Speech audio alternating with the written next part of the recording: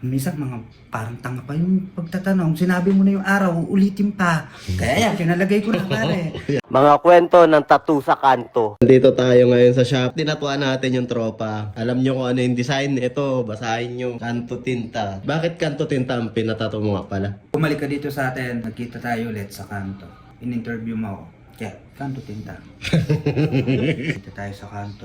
Sa kamukha talaga akong demonyito. Yung time na yun. Siyempre, gawa sa page. Alam mo na. Kanto tinta is number 1. Patato na kayo dito. Bakit pinalagyan mo ng date? Pagka dumating yung panahon na baka hindi na tayo magkakasama, busy ka na, papaalala ko yung ito yung araw na tinusukan mo ako. Kaya pinalagyan ko na para di makalimutan yung araw. Pananakit nyo sa akin para din sa mga ibang tropa natin para minsan nagtatanong, kailan yan? Makikita na nila yung date. Ito yung date 11/25. Ayun yung araw na pinatato ko. Dapat nga lahat ng tattoo siguro para may date na di ba? Para daming nagtatanong. Minsan mga parang tanga pa yung pagtatanong. Sinabi mo na yung araw, ulitin pa. Kaya yan, pinalagay ko na pare.